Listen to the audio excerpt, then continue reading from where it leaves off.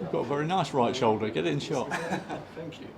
Right, ready to go? It was obviously the initial events were shocking. What was your main takeaway from that day and the events that happened in Bulgaria? I think my main takeaway from that is that there really is a lot of work still needed to be done in terms of education on racism in football.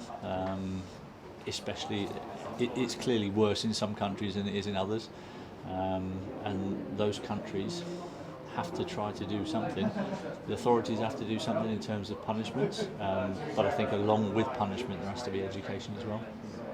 So, could you believe the reaction from the manager to come out and defend that? No, I thought it was incredibly bizarre. I thought it was a very, very strange one, and I believe he lost his job a few days after. I think he resigned, but I'm sure it was probably resign or you go with, and rightly so, because I thought it was disgusting the way that he just completely ignored the fact that this had taken place. It was bizarre. So from your playing days, do you see anything similar to that? Any chance in the crowd? I know it's a while ago. Do you see anything similar? I don't remember entire sections of crowds chanting that kind of stuff. And obviously, as a white bloke, I probably didn't appreciate everything that was being said in the crowd. You kind of, I don't know if it's not directed at you, you focus on the game anyway. You don't tend to hear everything that comes from the crowd. But I'm certain there were still some more individuals as opposed to large groups of crowds that were abusing the black players in my day. So when you didn't see anything yourself, did the players ever confide in you in the dressing room, anything like that? They didn't really. The black lads that I played with, they almost had a mindset of just ignoring it and just were able to put it to one side and get on with it. Or that's how it came across. If they perhaps felt like they didn't feel comfortable talking about it, then that's a different scenario. But I don't think I ever had in my time at Southampton any of the black players come and confide in me and say they're really struggling with what they're hearing from the crowds. That doesn't mean to say that they weren't. But do you think that's part of the problem though, that people don't feel open enough to talk about it? And they feel... I think it's changed slightly now. I think the black players now are more open to talking about that and more open to taking action against it. And I think that can only be a good and a positive thing. So you played for England yourself. How disappointing was to see at a national level, the national team going that? How disappointing was that for you to see?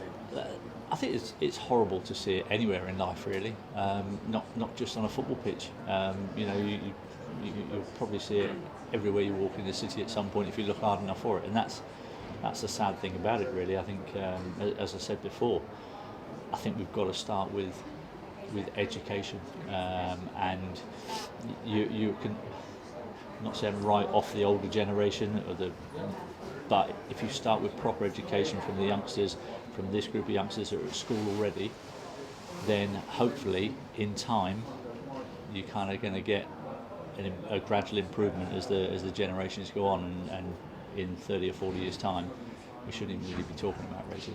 So do you believe that the solution is education more than anything, more than punishment? I think there are occasions where punishment is needed to try and jolt people into thinking, do you know what, that's just not right, we've got to do something about this. So I think education alongside punishment is the way forward for me. Okay. So in your time as a pundit or player, did you travel to these Eastern European countries where it seems to be more of a prevalent problem? I only ever played once in Russia, and I played once in. This is how old I am. I played once in East Germany before the wall came down, and I don't recall. I mean, as I say, it's from my perspective. I don't recall hearing any abuse of the black players that were in our team at the time. They might say something different because maybe a bit more susceptible to actually listening out for it. So it's impossible for us as white males to really put ourselves in the positions of these black players. Yeah, I get. Yeah, absolutely. Would you say, like, as white players, what was their role to help their teammates? I think only all the white players can do is whatever action they choose to do is support them in whatever way they can. I think you have to appreciate that they're going through something that you can't appreciate, and you're there for an ear to listen to, and for you to, whatever they decide to do, for you to go, do you know what?